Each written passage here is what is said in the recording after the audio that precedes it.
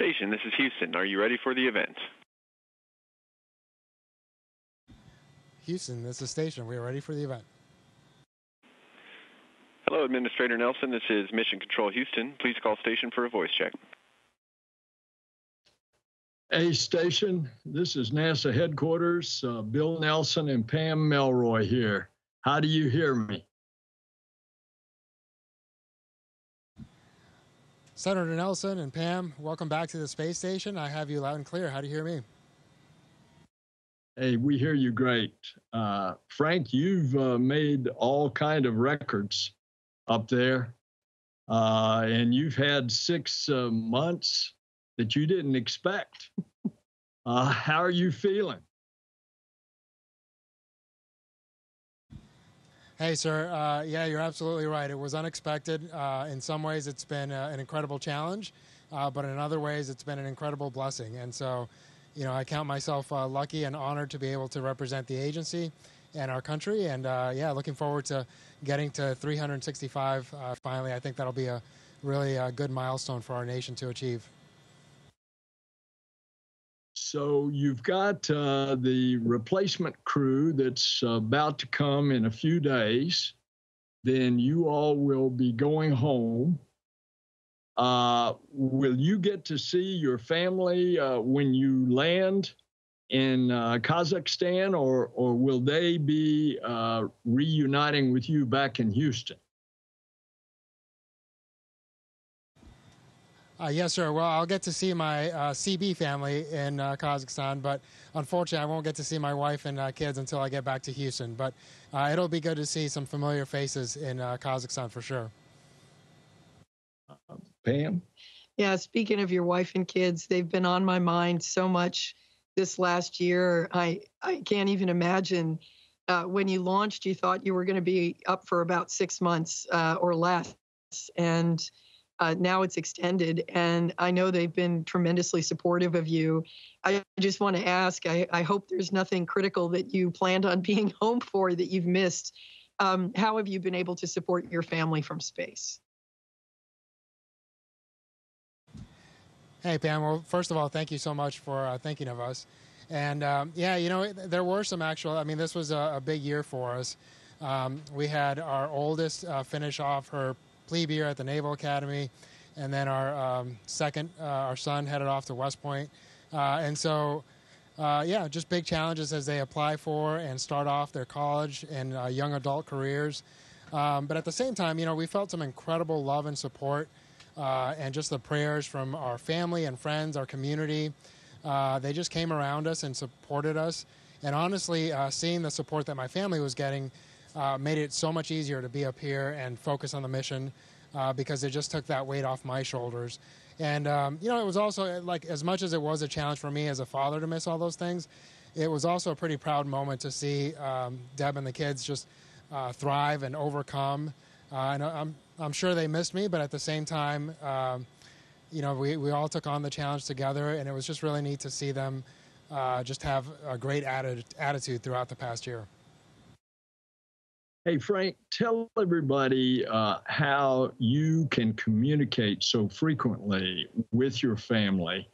It's quite a contrast to the space shuttle when we flew, and I flew way back.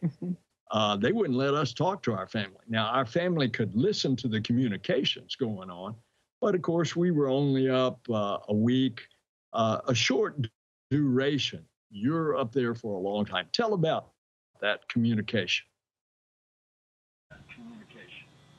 Yeah, the communication really is key. So when we first got up here, we had the voice over internet protocol telephone calls that we could pretty much make a phone call anytime we weren't working and we had KU availability.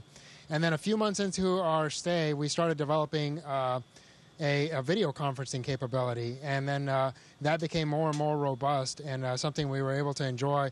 So really for this last half of the mission, at least a couple times a week, I was able to do a video conference with my family, which was huge because it just helps you stay so connected to obviously talk to them, but then to see them, I think just changes the whole paradigm. And it was really pretty special to be able to do that. That's great. I just have to ask, do they love seeing you floating in zero G? Do you do backflips to entertain them? Yeah, it was really pretty cool to show them around. As you guys know, once you're up here for a little bit, you really get focused on the work, and sometimes you forget to appreciate the fact that you are floating around and that you have this amazing view down below you. And so every time I would show them around, it was pretty special because they would remind me.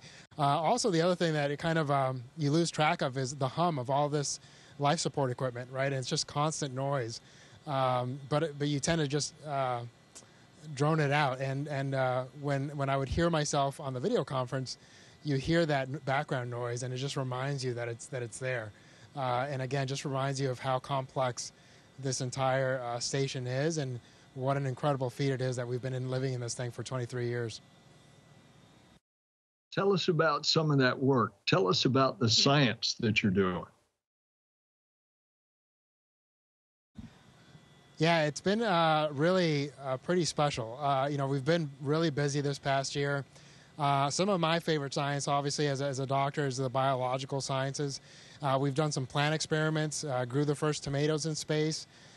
We've done some genetic studies on plants, which I'm really looking forward to seeing how that turns out, because it's looking at, hey, the adaptations that plants develop in space, are they able to pass that on to subsequent generations? And so I think that'll be pretty cool science.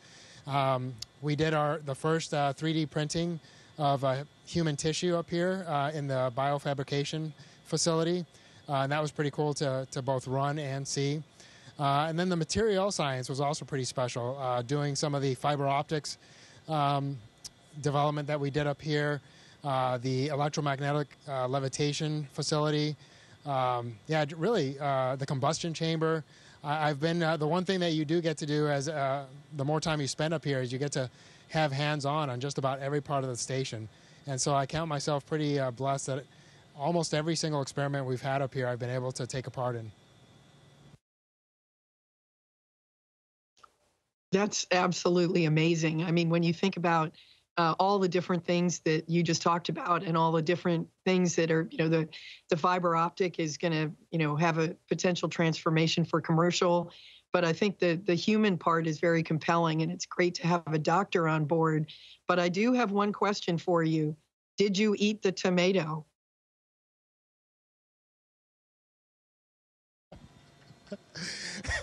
That's hilarious. I don't know who put you up for that, but I did not eat the tomato, and I wish I had at this point, because I think everybody thinks I did.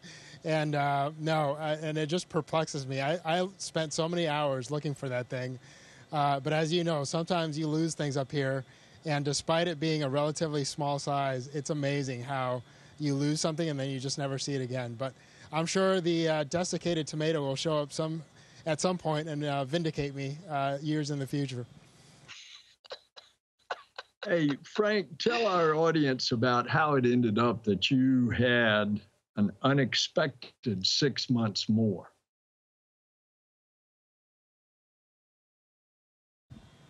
And sir, I'm so sorry. Can you repeat that question, please? Yeah.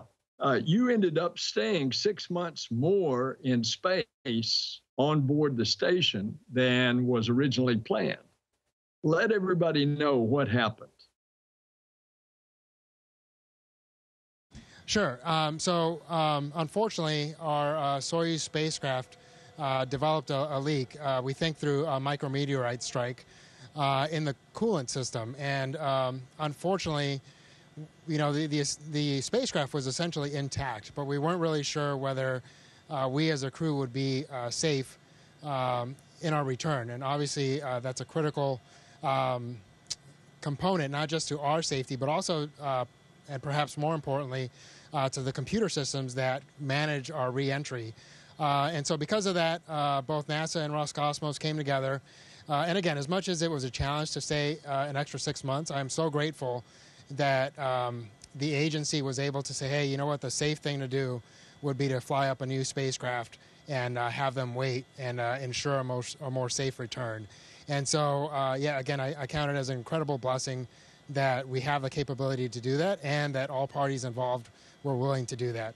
And so because they flew up the new spacecraft, we had to essentially backfill the mission that crew would have been filling, because they had to fly that spacecraft up empty, because we all have to have a safety vessel essentially to be able to go home in case of an emergency. And so they couldn't fly up both a replacement crew and our ability to have that safety ship. And so again, it's been a challenge, but I am looking forward to a return in a more safe and more secure spacecraft here in a couple of weeks. You know, you not only have set that record, but it is also timely because it's Hispanic Heritage Month. And you, as a Hispanic American, symbolize the diversity of the wonderful, rich fabric of America. Give us a message on this month's celebration. Yes, sir. Well, it is very special timing, and actually I came up last year in the same month of September, and so it's been a unique sandwiching of my time up here. And it's really an honor to represent both our country and my Latino community. And I love the fact that America is becoming more diverse, and I think because of that diversity, we bring different ways of thinking, different backgrounds. And really what that gives us is more unique perspectives on problem solving, right? And as we face bigger and more complex problems in the future, especially as we take on the challenge of human spaceflight deeper into our solar system, I think those unique perspectives are going to provide amazing and different points of view that will help us solve problems in ways that we can't even imagine right now. And so not just to Latinos out there, but to all of Americans, man, I can't wait. As a parent to 4 young kids, I've seen what this younger generation is capable of, and I think our nation's going to be in good hands, and I can't wait to see what these younger generations, the lengths that they'll take our country to, and I think it's going to be pretty incredible to watch. That's just awesome. That is such a fantastic message. I do want to go back to say that I know what a big deal it is for you and your Russian colleagues to stay for an extra period of time, but it also gives you kind of a unique perspective. I mean, the station has changed, actually, because the crews have changed. When you got up there, Crew 4 was aboard the station. You have seen crews come and go. You have welcomed them and joined with them, and then you've had to say farewell. And now it's your turn coming up. How is that different, and how is that making you feel? Yeah, Pam, thanks so much for that question, because one of the biggest, really my favorite part of being up here, and I think the most special part to me, is the fact that I've been able to fly with, by the time Laurel's crew gets here, it'll have been 28 other people that I've spent time in space with, which, if I do the math right, that's almost 5% of the humans that have ever been to space, which is pretty incredible. And my NASA crewmates have been just absolutely outstanding. I've been able to fly with almost half of my classmates, which, as you know, flying with a classmate just has a pretty unique feel to it, and pretty special. And so, honestly, I couldn't have imagined that I would get to fly with half of my class. And then the international partners, starting with Samantha, an Italian astronaut, and then Koichi and Soichi, both Japanese astronauts, Sultan, an Emirati astronaut, and then Axiom brought up Ali and Ray, who were Arab astronauts. And so just having that diversity up here was just such a unique feeling. And of course, Sergey and Dmitry and their families, they're the only other people that really understand what this challenge was like. And so we'll have that brotherhood and that bond for the rest of our lives.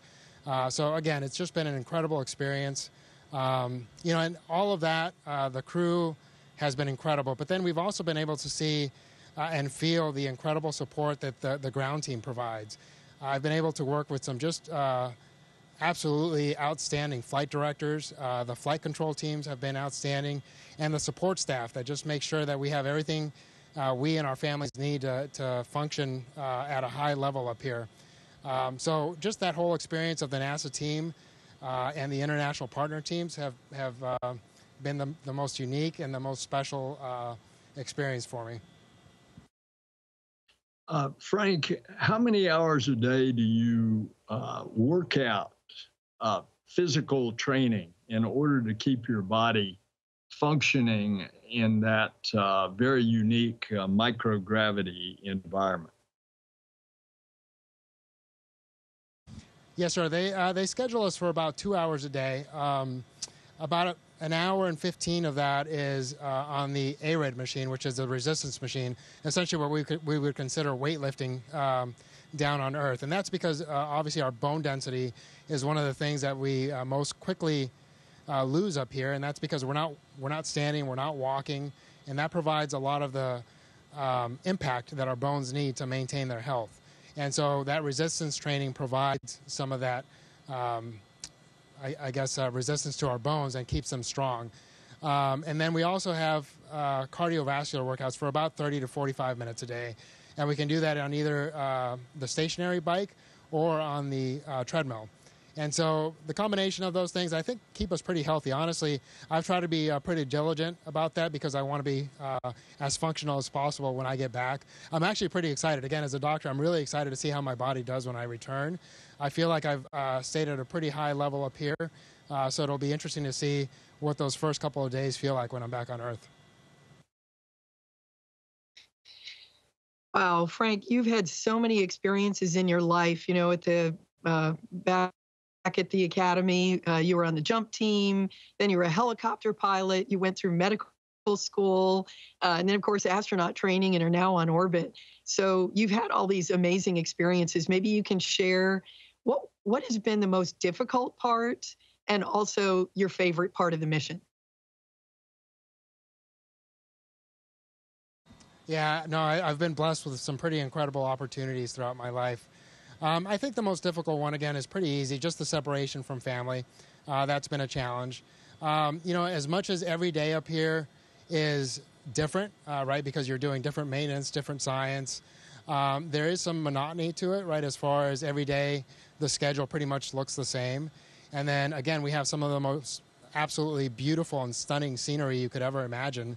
But inside the station, you're pretty limited to about a 5-bedroom house. And so psychologically for a year, that was a little bit of a challenge, but my crewmates were absolutely key to that. Just getting to know each other better, spending time together, telling lots of stories. Having Steve Bowen up here, it was actually pretty special because we were able to hear a lot of shuttle stories. And as much as we made fun of him for that, for me, that was a pretty, it was neat to listen and learn. Having spent some time with Peggy, and what she's meant to human spaceflight, that was also pretty special. I'd say those were some of the most challenging components, but also my favorite because it involves the people. Frank, anybody watching this is just absolutely amazed, and especially the young people watching this. So as we close out, why don't you give a message to the young people of planet Earth, especially those of Hispanic origin? Yes, sir. Well, thanks again for that opportunity. And again, it's an honor to represent our nation, to represent NASA, and the various communities that we represent up here.